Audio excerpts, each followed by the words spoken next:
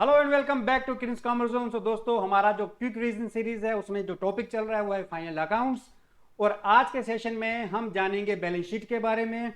इसके बाद दोस्तों एक और सेशन आने वाला है कल, जो कि सबसे ज्यादा इंपॉर्टेंट सेशन रहेगा। कल के सेशन में हम सीखेंगे कुछ एडजस्टमेंट वाली एंट्रीज, उसके बाद कुछ प्रैक्टिकल पार्ट। जैसे कि आप सबको पता है कि संडे को शाम 5 बजे फाइनल अकाउंट्स के एमसीक्यूज का टेस्ट होने वाला है। तो कल का सेशन अगर आपने अटेंड कर लिया तो समझ लो संडे वाले जो एमसीक्यूज हैं मैक्सिमम क्वेश्चन आप उसमें सॉल्व कर पाओगे, क्योंकि प्रैक्टिकल क्वेश्चंस हैं। और इस बार जो मैंने लेवल रखा है वो थोड़ा टफ रखा है। तो संडे वाला टेस्ट आपको अच्छे से हो पाएगा अगर आपने कल वाला सेशन, आज वाला भी इंपॉर्टेंट है लेकिन कल वाला सेशन आपने अगर अटेंड किया, क्योंकि कल के सेशन में मैं कुछ आपको प्रैक्टिकल पार्ट भी करवाऊंगा और कुछ इंपॉर्टेंट चीज़ें भी आपको बताने वाला हूँ। इसके साथ ही दोस्तों जो टेस्ट सीरीज है, मॉक टेस्ट सीरीज, जिसमें 10 टेस्ट हैं, हर टेस्ट में 50 क्वेश्चंस यानी कुल मिला के 500 क्वेश्चंस विद एनालिसिस वीडियोस भी हैं उसके साथ। और साथ ही साथ एक 900 एमसीक्यूज की पीडीएफ है।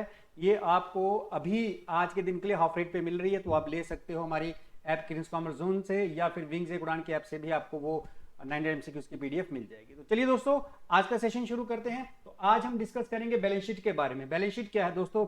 बैलेंस शीट यानी जो हम किसी भी कंपनी की एसेट्स, कैपिटल, लायबिलिटीज के बारे में बात करती है। तो क्योंकि ये एक बैलेंस शीट है, इसका मतलब इसके दोनों साइड जो होंगी, बैलेंस शीट जो होती है एक स्टेटमेंट होती है, तो इसकी जो दोनों साइड्स होती हैं, इसकी साइड्स डेबिट क्रेडिट साइड कुछ नहीं होती, क्योंकि स्टेटमेंट है। तो इसमें आपको जस्ट सेकेंड, तो बैलेंस शीट जो है एक स्टेटमेंट होती है, याद रखोगे आप। इसमें ये साइड लायबिलिटीज, ये एसेट्स। तो बेसिकली हमारी जो अकाउंटिंग इक्वेशन है जो कहती है assets is equal to capital plus liabilities, कि एसेट्स का जो टोटल होता है वो कैपिटल लायबिलिटीज के टोटल के बराबर होता है। तो बैलेंस शीट हमें एसेट्स, कैपिटल, लायबिलिटीज के बारे में बताती है। और आपको बता दूं कि जो भी हमारी बैलेंस शीट बनती है उसका जो टोटल होता है दोनों साइड्स का, डेबिट क्रेडिट साइड मैं फिर बता रहा हूं नहीं होती, ये स्टेटमेंट है, लेकिन जो भी टोटल होगा वो हमेशा बराबर होता है। ठीक है, तो एक बैलेंस शीट जो होती है एक बिजनेस की पूरी पिक्चर क्लियर कर देती है। उसकी लायबिलिटीज कितनी हैं, उसके एसेट्स कितने हैं, कैपिटल कितनी है, प्रॉफिट कितना है, रिजर्व्स कितने हैं उसके पास, पूरी की पूरी पिक्चर जो है एक बैलेंस शीट से क्लियर हो सकती है। तो इसको हम, बैलेंस शीट को हम किस नाम से भी जानते हैं, ये भी आपको मैंने बड़ी बार बता दिया, फिर से बता रहा हूं, position statement. Just a second. तो बैलेंस शीट को हम पोजीशन स्टेटमेंट के नाम से भी जानते हैं, ये आपको याद रखना है, पोजीशन स्टेटमेंट। आई होप ये आपको क्लियर है। तो अब पढ़ लेते हैं इसकी definition. Balance sheet is a statement prepared after trading and profit loss account. क्योंकि जो 3 स्टेप हैं कि सबसे पहले आपको क्या बनाना है, सबसे पहले आपको बनाना है ट्रेडिंग अकाउंट, उसके बाद आपको बनाना है ट्रेडिंग अकाउंट का जो भी ग्रॉस प्रॉफिट या ग्रॉस लॉस आया उसी ग्रॉस प्रॉफिट या लॉस को लेकर आपने बनाना है प्रॉफिट लॉस अकाउंट। और उसके बाद जब प्रॉफिट एंड लॉस अकाउंट बनाओगे तो आपको एक नेट प्रॉफिट दिखेगा प्रॉफिट लॉस अकाउंट से अकाउंट में। तो उस नेट प्रॉफिट या फिर नेट लॉस को लेकर आपने बनानी है बैलेंस शीट। तो it is prepared after trading and profit loss account. It shows firm's assets, ये फर्म के एसेट्स, लायबिलिटीज और कैपिटल के बारे में बताता है। और at a specific point of time, यानी फॉर एग्जांपल अगर हम 31 मार्च की बैलेंस शीट बना रहे हैं तो 31 मार्च को हमारे एसेट्स, कैपिटल, लायबिलिटीज कितनी थी, या 31 दिसंबर की बना रही हैं तो 31 दिसंबर वाले दिन हमारे एसेट्स, लायबिलिटीज कितनी है। तो याद रखना at a specific point of time ये बनती है, not for a given period या particular period. It is prepared from real account and personal account. Important point है कि जो हमारी बैलेंस शीट होती है इसमें हम नॉमिनल अकाउंट नहीं दिखाते। नॉमिनल अकाउंट मतलब एक्सपेंसेस, इनकम, गेन्स या लॉसेस हम इसमें नहीं दिखाते। इसमें हम रियल अकाउंट्स दिखाते हैं, जिसमें रियल अकाउंट्स कौन सी ट्रांजेक्शन रिकॉर्ड करता है, एसेट्स की, तो एसेट्स दिखाते हैं। या फिर पर्सनल अकाउंट दिखाते हैं, पर्सनल अकाउंट भी एसेट्स और लायबिलिटीज के ट्रांजेक्शन रिकॉर्ड करता है, तो ये भी जो है इसी में दिखाया जाता है बैलेंस शीट में। तो याद रखना नॉमिनल अकाउंट इसमें नहीं दिखाए जाते, सिर्फ रियल और पर्सनल अकाउंट दिखाए जाते हैं। The purpose of balance sheet is to determine the financial position of the business on a specific date. इसका पर्पस क्या है कि किसी भी बिजनेस की फाइनेंशियल पोजीशन के बारे में बताना। चलिए जी नेक्स्ट पे मूव करते हैं। Need of balance sheet. Balance sheet क्यों जरूरत, बैलेंस शीट की जरूरत क्यों पड़ती है? First point, to ascertain the financial position of a business on a particular point of time. अगर हमें किसी बिजनेस की फाइनेंशियल पोजीशन देखनी है, फाइनेंशियल पोजीशन कैसे पता चलेगी भाई? हम ये देखेंगे बिजनेस के एसेट्स, बिजनेस की लाइबिलिटीज, बिजनेस के कैपिटल कितने हैं, कोई कंपनी सॉल्वेंट है या इंसॉल्वेंट, यानी वो दिवालिया है या नहीं है, हमें कैसे पता चलता है, हम एसेट्स को एज कंपेयर टू लाइबिलिटीज के साथ कंपेयर करके देखते हैं कि कंपनी कितनी स्ट्रांग है। जिस कंपनी की लाइबिलिटीज यानी कर्ज कम होंगे वो उसको हम कहेंगे सॉल्वेंट, और जिसकी लाइबिलिटीज एसेट से ज्यादा है उसको बोलेंगे इंसॉल्वेंट। तो कंपेयर करके हम एसेट्स और लाइबिलिटीज को हम ये देख सकते हैं कि एक फर्म कितनी सॉल्वेंट है, कितनी इंसॉल्वेंट है, मतलब कितनी स्ट्रांग है, कितनी वीक है। और स्ट्रांगनेस और वीकनेस, स्ट्रॉन्गेस्ट पॉइंट और वीकनेस हमें कैसे पता चलेगी भाई, अगर एसेट्स ज्यादा हैं तो स्ट्रांग है, उसकी फाइनेंशियल पोजीशन अच्छी है, और अगर एसेट्स कम है और लाइबिलिटीज ज्यादा है तो फाइनेंशियल पोजीशन उसकी वीक है। तो हमें फाइनेंशियल पोजीशन बैलेंस शीट से पता चलती है। Then to know the amount of assets under various heads, हमें ये पता चल जाता है कि एसेट्स कितने हैं। अभी मैं आपको जब बैलेंस शीट का फॉर्मेट दिखाऊंगा तो उसमें दिखा दूंगा कि उसमें क्या क्या पता चलता है कि फिक्स एसेट कितने हैं, करंट एसेट्स कितने हैं, फिक्टिशियस एसेट्स कितने हैं। तो अंडर पर्टिकुलर हेड हमें एसेट्स के बारे में पता चल जाता है। So to know the amount of assets under various heads, से current assets and fix assets. Third, to know the amount of liabilities, कि हमारे बिजनेस के ऊपर लाइबिलिटीज मतलब कर्ज कितने हैं, ये भी हमें बैलेंस शीट देखने के बाद पता चल जाएगा। Then to know the opening capital, drawings made by the proprietor and fresh capital introduced by him during the year, कि ओनर ने कितनी, उसकी ओपनिंग कैपिटल कितनी थी, यानी साल की शुरुआत में उसकी कैपिटल कितनी थी, या जब उसने बिजनेस शुरू किया तब उसकी कैपिटल कितनी थी। ड्राइंग्स, पर्सनल यूज के लिए उसने कितना पैसा विड्रॉ किया, और फ्रेश कैपिटल उसने और कितनी कैपिटल इंट्रोड्यूस की। ये सारी चीजें भी हमें हमारी बैलेंस शीट देखने से पता चल जाती हैं। Then to know the solvency of the firm, देखिए सॉल्वेंसी मैंने कहा कि एक कंपनी सॉल्वेंट है या इंसॉल्वेंट कैसे पता चलता है, एसेट्स और लाइबिलिटीज देखकर। अगर एसेट्स ज्यादा हैं, लाइबिलिटीज कम है तो सॉल्वेंट है, और अगर लाइबिलिटीज यानी कर्ज ज्यादा है और एसेट्स कम है तो इसको इंसॉल्वेंट कहेंगे। तो एक बैलेंस शीट में क्योंकि एसेट्स और लाइबिलिटीज दोनों दी होती हैं, तो उन एसेट्स को लाइबिलिटीज के साथ कंपेयर करके हम ये देख सकते हैं कि फर्म सॉल्वेंट है या इंसॉल्वेंट। सॉल्वेंट मतलब जो अपनी लाइबिलिटीज को पे कर सके, और इंसॉल्वेंट मतलब जो अपनी लाइबिलिटीज को पे ना कर सके। चलिए जी नेक्स्ट बढ़ते हैं। Next is marshalling of balance sheet. आप बैलेंस शीट किस तरह से बनाओगे, दो तरीके उसको बनाने के, in order of permanence and in order of liquidity. क्या है इन ऑर्डर ऑफ परमानेंस और क्या है इन ऑर्डर ऑफ लिक्विडिटी, सबसे पहले आप याद रख लो। मार्शलिंग ऑफ बैलेंस शीट को क्या कहेंगे कि बैलेंस शीट को किसी एक ऑर्डर में लगाना, किस ऑर्डर में, या तो परमानेंस या ऑर्डर ऑफ लिक्विडिटी। अब क्या है ऑर्डर ऑफ परमानेंस और क्या है ऑर्डर ऑफ लिक्विडिटी, समझ लेते हैं बैलेंस शीट के साथ। इन ऑर्डर ऑफ परमानेंस, अगर परमानेंस के ऑर्डर के हिसाब से बनानी है तो मैं पहले एसेट्स की बात करूंगा। हमें सबसे पहले वो एसेट्स दिखाने हैं जो सबसे लेट रियलाइज होंगे, मतलब अगर हम एसेट बेचना चाहें तो जो सबसे आखिर में बिकेंगे हम सबसे पहले वो एसेट्स लेंगे, तो उसमें आते हैं फिक्स एसेट। तो याद रखना इन ऑर्डर ऑफ परमानेंस मतलब आपको बैलेंस शीट में एसेट साइड में दिखाना क्या है, वो एसेट सबसे पहले दिखाने हैं जो सबसे लेट रियलाइज हो सकती है या सबसे लेट बिकेंगे।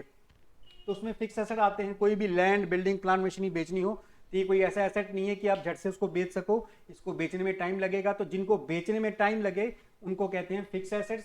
तो इन ऑर्डर ऑफ परमानेंट में फिक्स एसेट हम सबसे ऊपर रखेंगे, और सबसे ऊपर रखेंगे गुडविल। गुडविल क्या होती है, reputation. Then land and building, plant and machinery, furniture, investment, ये सारे हमारे क्या है, फिक्स एसेट्स। तो ये वो एसेट्स हैं जो सबसे आखिर में सेल में रियलाइज होंगे या सबसे आखिर में बेचे जा सकते हैं, ये इनको बिकने में टाइम लगता है। देन करंट एसेट, भाई स्टॉक है, स्टॉक तो हम डेली बेचते हैं, दुकान में जो आप स्टॉक जो आप शॉप चला रहे हो या कोई बिजनेस कर रहे हो उसमें जो भी आप चीज़ बनाते हो या मैन्युफैक्चरिंग करते हो या आप कहीं से खरीद के लाते हो वो आप कस्टमर को बेचते हो। तो स्टॉक जो है हमारा डेली बेसिस पे बिकता है। तो करंट एसेट वो होते हैं जो जल्दी कैश में कन्वर्ट हो जाए, तो उसमें स्टॉक आ गया, डेटर्स आ गए, बिल रिसीवेबल आ गए, प्रीपेड एक्सपेंस आ गए, cash at bank, cash in hand. आपको याद ऑर्डर नहीं रखना है, आपको सिर्फ याद रखना है कि बैलेंस शीट को हम दो ऑर्डर से बनाते हैं, in order of permanence and in order of liquidity. Permanence में क्या होता है कि सबसे पहले जो सबसे आखिर में एसेट बिक सकते हैं वो सबसे ऊपर आएंगे, और जो जल्दी कैश में कन्वर्ट हो जाएंगे वो नीचे आएंगे।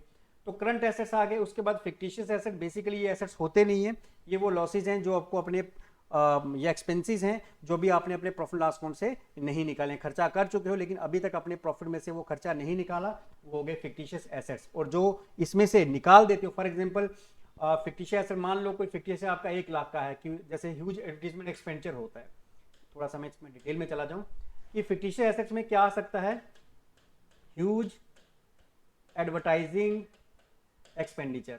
तो मान लो आपने एक बहुत बड़ा एक्सपेंडिचर कर दिया किस पे, एडवर्टाइज करने पे, ऐड करने पे, और मान लो एक्सपेंडिचर का कुल आपने 10 लाख रुपए खर्चा कर दिया, 10 साल के लिए आपने जो है, आपको ये लग रहा है कि इसका बेनिफिट हमें 10 साल मिलेगा। तो भाई ये जो 10 साल है खर्चा आपने आज कर दिया, लेकिन एक एक साल, क्योंकि हर साल आपको 1 लाख का बेनिफिट मिलेगा, तो 1-1 लाख रुपए आप अपने प्रॉफिट में से निकालते जाओगे। तो जो प्रॉफिट में से आपने निकाल लिया, 10 लाख तो आज खर्चा कर दिया, लेकिन निकालना तो प्रॉफिट से ही है। जो प्रॉफिट में से मान लो हर साल 1 लाख रुपए निकाल रहे हो, तो जो आपने निकाल लिया उसको कहेंगे रिटर्न ऑफ करना, राइट ऑफ करना, रिटर्न ऑफ, कि ये पैसा हमने अपने प्रॉफिट में से निकाल लिया है। और जो नहीं निकाला, बाकी का 9 लाख, फॉर एग्जांपल मान लो 9 लाख बचा, वो आपके फिक्टिशियस एसेट्स के अंडर आ जाएगा। तो फिक्टिशियस एसेट्स वो हैं जो ऐसा खर्चा जो आप कर चुके हो लॉन्ग रन के लिए, लेकिन जिसका बेनिफिट लंबे समय के लिए मिलेगा, लेकिन अभी तक आपने पूरी तरह से इसको अपने प्रॉफिट लॉस अकाउंट में से राइट ऑफ नहीं किया। जितना राइट ऑफ कर लिया उसको कहेंगे रिटर्न ऑफ करना, यानी वो पोर्शन जो आपने अपने प्रॉफिट लॉस अकाउंट में से निकाल दिया, और जो बचा हुआ पोर्शन है उसको हम एज एन एसेट दिखाएंगे। कहां पे? बैलेंस शीट की एसेट साइड में, under the head fictitious assets. ठीक है, अब आते हैं इन ऑर्डर ऑफ परमानेंस में लिक्विडिटी साइड में, सॉरी लायबिलिटी साइड में। सबसे पहले आएगी कैपिटल।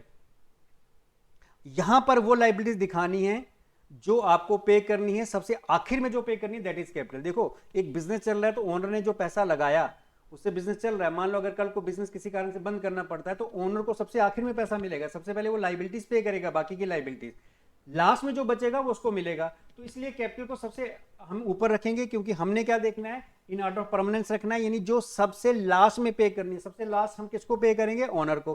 पहले हमें सारे बाकी के कर्ज खत्म करने हैं, उसके बाद ओनर को सबसे आखिर में पे करना है। तो कैपिटल, और आपको पता है इसमें नेट प्रॉफिट ड्राइंग्स की एडजस्टमेंट वगैरह होती है, आपको पता है कि नेट प्रॉफिट हो तो ऐड कर देते हैं, लॉस हो तो माइनस कर देते हैं। सेम ड्राइंग्स हैं, क्योंकि कैपिटल को रिड्यूस कर देती है तो माइनस कर देंगे, और इंटरेस्ट एंड कैपिटल हम कैपिटल में ऐड कर देते हैं, क्योंकि जो कैपिटल है जिस ओनर ने वो पैसा लगा रखा है उसको जो कैपिटल पे इंटरेस्ट होगा वो कैपिटल उसकी इंक्रीज करेगा, तो हम ऐड कर देते हैं। तो नेट फिगर हम यहाँ दिखाते हैं। ठीक है, उसके बाद रिजर्व्स आते हैं।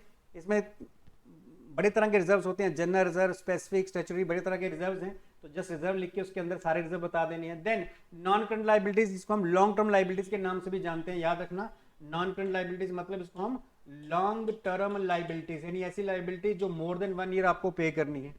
तो उसमें लोन्स और डिवेंचर्स आ गए। लोन जैसे बैंक से लोन लिया गया पैसा, डिवेंचर्स जो बड़ी बड़ी कंपनीज होती हैं पब्लिक को डिवेंचर्स इशू करती है, एक तरह का डेप्ट होता है, मार्केट से पब्लिक से पैसा उठाती हैं तो बदले में वो डिवेंचर्स इशू करती हैं। लॉन्ग टर्म ये डेप्ट होता है कंपनीज के ऊपर, और ये पैसा कंपनी कई बार विद प्रीमियम, यानी जितना पैसा लिया तो उससे ज़्यादा वापस करती हैं।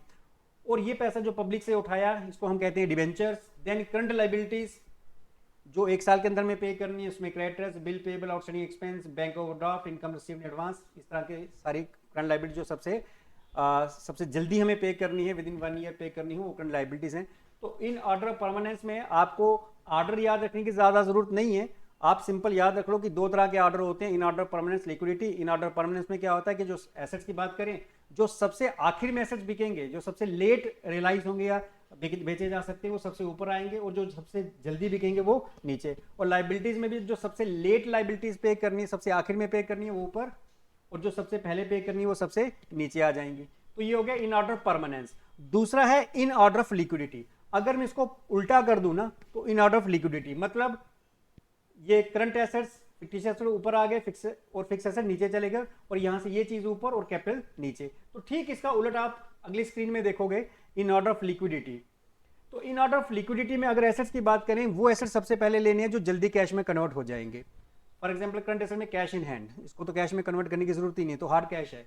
कैश एट बैंक, कभी भी बैंक से पैसा निकलवा सकते हो। Bill receivable, stock, prepaid expense, मतलब वो एसेट्स जो जल्दी से जल्दी कैश में कन्वर्ट हो जाएं वो आ जाएंगे सबसे ऊपर। उसके बाद जो लेट कन्वर्ट होंगे दैट इज फिक्स एसेट्स, वो आ जाएंगे motor vehicle, furniture, plant and machinery, जो भी फिक्स एसेट्स हैं आपके सामने हैं, तो ये सारे आपके आ जाएंगे सेकंड में। और फिक्टिशियस एसेट बेसिकली इनको तो हम कैश में कन्वर्ट कर ही नहीं सकते, ये तो हमेशा लास्ट में ही आएंगे। तो ये आ गया इन ऑर्डर ऑफ लिक्विडिटी। और अगर हम लायबिलिटीज की बात करें तो वो लायबिलिटी जो सबसे पहले देनी है अब वो सबसे ऊपर आएंगी। Income received in advance, outstanding expense, bank overdraft, bill payable, sundry creditors, यानी ये वो लायबिलिटीज हैं जिनको हम करंट लायबिलिटीज कहते हैं, जो आपको 1 साल के अंदर पे करनी है। तो जो लायबिलिटीज हमें सबसे पहले पे करनी है वो सबसे ऊपर आएंगी। उसके बाद नॉन करंट लायबिलिटीज यानी लॉन्ग टर्म लायबिलिटीज जिसे हम कहते हैं, तो लॉन्ग टर्म लायबिलिटीज वो आपने सेकंड में ले लेनी है। पहले आ गई करंट लायबिलिटीज जो सबसे पहले पे करनी है, उसके बाद आ गई आपकी लॉन्ग टर्म लायबिलिटीज के नाम से जानते हैं, नॉन करंट लायबिलिटीज या फिर लॉन्ग टर्म लायबिलिटीज के नाम से जानते हैं। इसमें लॉन्ग टर्म लोन और डिवेंचर्स आ गए, इसका मतलब मैंने अभी आपको थोड़ी देर पहले समझा दिया था। फिर रिजर्व्स आ गए, एंड देन फिर वही कैपिटल, यानी इन ऑर्डर ऑफ परमानेंस को अगर आप उल्टा कर लो तो वो बन जाएगा इन ऑर्डर ऑफ लिक्विडिटी। तो आपको ऑर्डर कहीं याद करने की जरूरत नहीं है, बस इतना याद रखो कि दो ऑर्डर हैं, इन ऑर्डर परमानेंस और लिक्विडिटी। परमानेंस में जो एसेट्स सबसे लेट बिकेंगे, लेट कैश रियलाइज होंगे, वो सबसे पहले लिखनी है, और जो सबसे जल्दी बिकेंगे वो सबसे आखिर में। और लाइबिलिटीज में भी जो सबसे लेट पे होंगी वो ऊपर, और जो सबसे जल्दी पे होंगी वो नीचे। और इन ऑर्डर ऑफ लिक्विडिटी में ठीक उसका उलट। चलिए जी नेक्स्ट चलते हैं। अब ये कुछ प्रैक्टिकल पार्ट हैं, आपको पूछा जा सकता है, इंपॉर्टेंट है, डेप्थ में नहीं घुसना है, मेन मेन चीजें याद रखनी है आपको। पहला जो क्वेश्चन है कैलकुलेट ग्रॉस प्रॉफिट, हमें ग्रॉस प्रॉफिट निकालना है। इसने कहा सेल्स हमारे पास कितने की है, 1 लाख रुपए की, और हमारे पास हमें ग्रॉस प्रॉफिट कितना कैलकुलेट करना है, 20% ऑन सेल, सेल का 20%। तो भाई ग्रॉस प्रॉफिट आपको सेल का 20% करना है, तो सेल कितनी है 1 लाख, इसका 20% करोगे तो हो जाएगा 20,000। अब आप कहोगे सर ये तो बहुत इजी था, क्यों इजी है, ये तो खैर है ही इजी, लेकिन अब इस पे आओ, फिर आप देखो कि तीनों में हमें ग्रॉस प्रॉफिट निकालना है, लेकिन तीनों के निकालने के तरीके अलग अलग है, फॉर्मूला अलग अलग है। अब यहां पे भी देखो, यहां पे भी सेल है, लेकिन यहां आप देखोगे तो ग्रॉस प्रॉफिट 20% किसके ऊपर था, सेल के ऊपर, लेकिन यहां देखो ग्रॉस प्रॉफिट किसके ऊपर है, कॉस्ट के ऊपर। अब देखिए कॉस्ट कैसे निकलती है, कॉस्ट निकालने का फॉर्मूला क्या होता है, cost of good sold, cost of good sold, cost मतलब cost of good sold, cost of good sold का फॉर्मूला क्या होता है, सेल्स माइनस जीपी। ठीक है, सेल का फॉर्मूला क्या होता है, cost of good sold plus gross profit. देखो ज्यादा डिटेल में जाऊंगा नहीं, आपको ग्रॉस प्रॉफिट निकालना है 25% किसके ऊपर, कॉस्ट के ऊपर, लेकिन आप सामने जो वैल्यू ले रहे हो ये सेल है, आपके सामने ये क्या दी है, ये सेल है, लेकिन आपको निकालने पे किस पे कहा है, कॉस्ट पे। इसने कहा कॉस्ट पे निकालो, इसका मतलब ये 100 किसको रिप्रेजेंट कर रहा है, कॉस्ट को। इसने कहा कॉस्ट पे निकालना है, लेकिन हम यहां जो ले रहे हैं वो सेल है। अच्छा, सेल का फॉर्मूला क्या होता है, cost of goods sold plus gross profit. अगर ये सेल है तो मुझे इसको भी सेल कर लेना है। अब सेल कैसे करूं, क्या फॉर्मूला है सेल का, cost of goods sold plus gross profit. Cost of goods sold यानी कॉस्ट ऑफ परसेंटेज में, मेरे पास कॉस्ट 100 है, अगर मैं परसेंटेज में ग्रॉस प्रॉफिट ऐड कर दूं, कितना परसेंट है, 25%, तो कॉस्ट प्लस ये प्रॉफिट आपका आ गया, तो कॉस्ट प्लस प्रॉफिट क्या बनती है, सेल, बन गई सेल, तो ये भी आपकी सेल है। तो जब भी आपको ये दिमाग में रख लो, आपको सेल दी हो और कॉस्ट पे पूछा हो, अगर आपको सेल दी है और पूछा ग्रॉस प्रॉफिट 25% या 30% कॉस्ट, तो सिंपल जो परसेंटेज ऊपर है, आप याद रखो ये formula, percentage upon 100 plus percentage, जो परसेंटेज ऊपर है वो नीचे 100 में ऐड कर देनी है। अगर ऊपर 30 है तो नीचे 130 हो जाएगा, ऊपर 40 है तो नीचे 140 हो जाएगा। लेकिन किस केस में, जहां सेल दी है लेकिन ग्रॉस प्रॉफिट हमें कैलकुलेट करना है कॉस्ट पे। क्लियर हो गया। अब मैं इस पे कैलकुलेट कर लूं, ये इसको हटा देता हूं, तो कितना हो गया, अब ये 25 अपॉन 125 इंटू 1 लाख। ठीक है, ये 5 के साथ कट गया, यानी ग्रॉस प्रॉफिट कितना आ गया, 20,000। आपका ग्रॉस प्रॉफिट है 20,000। अब आ जाओ नेक्स्ट पे, ये ठीक इसका उलट है, हमें दी है कॉस्ट लेकिन ग्रॉस प्रॉफिट किस पे कैलकुलेट करना है, सेल पे। फिर से वही कहानी, हमारे पास 25% प्रॉफिट किस पे कैलकुलेट करना है, सेल पे, लेकिन सामने जो है ये जो 1 लाख है ये क्या है, कॉस्ट, और ये 25% किसका कहा, सेल का, मतलब ये 100 किसको रिप्रेजेंट कर रहा है, सेल को। तो अगर मेरे सामने कॉस्ट है तो मैं इसको कॉस्ट कैसे बना सकता हूं, यहां देख सकते हो, कॉस्ट ऑफ गुड्स सोल्ड का फॉर्मूला क्या था, सेल्स माइनस जीपी। अगर ये सेल है और इसमें मैं जीपी माइनस कर लूं, जो कि परसेंटेज के हिसाब से देखूं तो 25% है, तो ये 100 सेल, ये मेरी माइनस कर ली मैंने gross profit, sale minus gross profit equal to क्या होती है, कॉस्ट होती है, यही बताया मैंने यहां पर आपको। तो ये मेरा 25/75, ये मेरी क्या आ गई, ये मेरी कॉस्ट आ गई। कैसे आ गई, sale minus gross profit. Sale कितना है 100%, क्योंकि इसने कहा 25% ऑन सेल, इसका मतलब ये 100 सेल को रिप्रेजेंट कर रहा है। तो अगर मैं इसमें से ये ग्रॉस प्रॉफिट निकाल दूं तो मेरी कॉस्ट बन जाएगी, और सामने भी मेरे कॉस्ट है 1 लाख रुपए की। अब इसको मैं कैलकुलेट कर लूं तो ये आ जाएगा 33,333 अप्रोक्सीमेटली। तो ये आपको याद रखना है फॉर्मुलेज, क्योंकि इस तरह के प्रैक्टिकल पूछे जा सकते हैं। और जो संडे वाला सेशन है उसमें प्रैक्टिकल क्वेश्चन बहुत हैं, थोड़ा टफ सेशन रखने वाला हूं, तो तैयारी पूरी रखो। तो इस तरह से आपको इसको कैलकुलेट कर लेना है। चलिए जी आगे बढ़ते हैं। अब देखिए ये क्वेश्चन है, क्या है, कह रहा है कैश सेल जो है बिजनेस की 29,000 है, क्रेडिट सेल 31,000 है, और कॉस्ट ऑफ गुड्स सोल्ड 52,000 है, ग्रॉस प्रॉफिट निकालना है। भाई ऐसा करो, हम एक काम कर लेते हैं, पहले नेट सेल निकाल लेते हैं, क्योंकि सेल जब हो, कैश हो या क्रेडिट दोनों ही लेनी है। तो नेट सेल कैसे आ गई, cash cell plus credit sale. अगर रिटर्न होती सेल रिटर्न तो माइनस कर देते, खैर नहीं है तो छोड़ दो। कैश सेल 29,000 और क्रेडिट सेल 31,000। अगर मैं इन दोनों का टोटल करूं तो वो होती है 60,000। ठीक है, सेल होगी 60,000। अब हमें दी है कॉस्ट ऑफ गुड सोल्ड। भाई कॉस्ट ऑफ गुड सोल्ड का फॉर्मूला क्या है, सेल्स माइनस जीपी। हमें जीपी निकालना था। अब वैल्यू पुट कर लो, कॉस्ट ऑफ गुड सोल्ड कितनी है 52,000 इज इक्वल टू सेल हमने निकाली 60,000, तो हमारा सॉरी माइनस जीपी, तो minus GP. Therefore GP gross profit कितना हो जाएगा, 60,000 में से माइनस कर लो 52,000, 8,000, तो हमारा ग्रॉस प्रॉफिट कितना है 8,000। ये हमारा आंसर हो गया। Next, opening stock 8500, purchases 30,700, direct expense 4800, indirect expense 5200, closing stock 9000। Cost of good sold निकालनी है।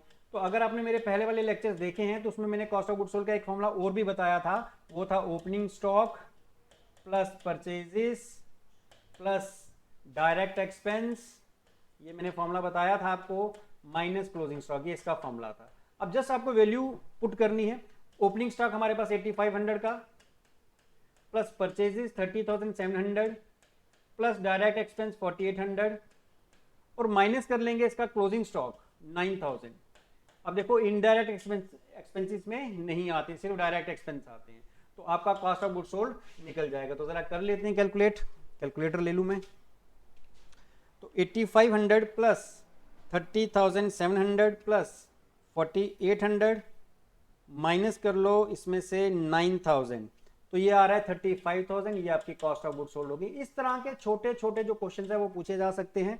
तो ये प्रैक्टिकल पार्ट भी इसका तैयार रखो, लेकिन फिर बोल रहा हूं कि जो कल का सेशन है उसमें मैं कुछ एमसीक्यूज भी करवाऊंगा। कल के सेशन में कुछ बड़ी इंपॉर्टेंट प्रैक्टिकल पार्ट और कुछ बड़ी इंपॉर्टेंट चीजें आपको मैं बताने वाला हूं, वो आप जरूर अटेंड कर लेना। अब थोड़ी सी बात कर लेते हैं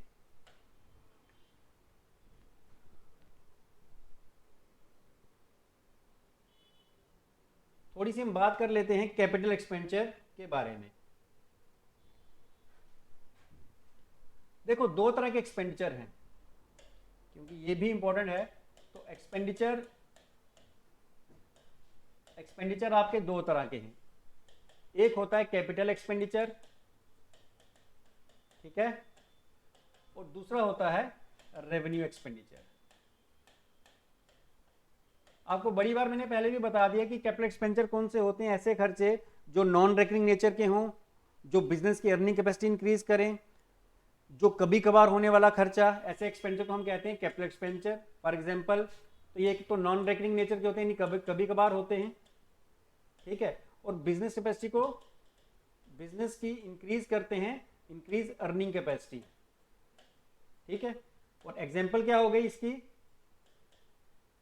परचेज ऑफ फिक्स एसेट्स हो गए, ठीक है, या फिर एक्सटेंशन ऑफ बिल्डिंग, जैसे बिल्डिंग थी उसका एक और फ्लोर बना दिया। तो ऐसे खर्चे जो हैं ये हमारी कैपिटल एक्सपेंडिचर हैं। अब ये क्यों इंपॉर्टेंट है यहाँ पर, क्योंकि जितने भी कैपिटल एक्सपेंडिचर हैं वो सारे हम दिखाते हैं कहाँ पर, बैलेंस शीट के अंदर। कहाँ दिखाएंगे, बैलेंस शीट के अंदर। फॉर एग्जांपल ये आपकी बैलेंस शीट है, ठीक है, मान लो ये एसेट साइड में बिल्डिंग है, ठीक है, ये एक बिल्डिंग है जिसकी वैल्यू 5 लाख है। सपोज करो कि आपने एक बिल्डिंग खरीदी, तो उसको मैं यहां पे ऐड कर दूंगा, ऐड परचेज ऑफ बिल्डिंग। तो जो भी कैपिटल एक्सपेंडिचर है, मान लो ₹1,00,000 की मैंने बिल्डिंग और खरीदी, 5 लाख की पहले से थी, तो कुल मिला के 6 लाख की मेरे पास बिल्डिंग हो गई। तो जितने भी कैपिटल एक्सपेंडिचर हैं वो आपके बैलेंस शीट में आएंगे। लेकिन जितने भी रेवेन्यू एक्सपेंडिचर हैं ये रेकरिंग होते हैं, रेगुलर एक्सपेंडिचर होते हैं,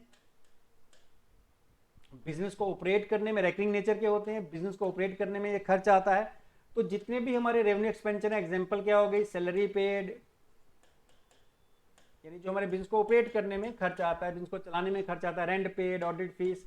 तो इस तरह के जितने भी खर्चे हैं वो सारे के सारे हम कहाँ दिखाते हैं, ट्रेडिंग अकाउंट या फिर प्रॉफिट एंड लॉस अकाउंट में। तो याद रखना, कैपिटल एक्सपेंडिचर हम कहाँ दिखाएंगे, बैलेंस शीट में, और रेवेन्यू एक्सपेंडिचर हम कहाँ दिखाएंगे, ट्रेडिंग या फिर प्रॉफिट लॉस अकाउंट में। इसके साथ ही रिसिप्ट भी दो तरह की, एक हो गई कैपिटल रिसिप्ट्स, ठीक है, और दूसरी हो गई रेवेन्यू रिसिप्ट। अब कैपिटल रिसिप्ट जो हैं, कैपिटल रिसिप्ट फॉर एग्जांपल कौन कौन सी हो सकती हैं? सेल ऑफ बिल्डिंग, जैसे परचेज ऑफ बिल्डिंग आपका कैपिटल एक्सपेंडिचर था, वैसे ही सेल ऑफ बिल्डिंग आपकी कैपिटल रिसिप्ट है। या इंट्रोडक्शन ऑफ एडिशनल कैपिटल, अगर ओनर ने एडिशनल कैपिटल लगाई वो भी कैपिटल रिसिप्ट है।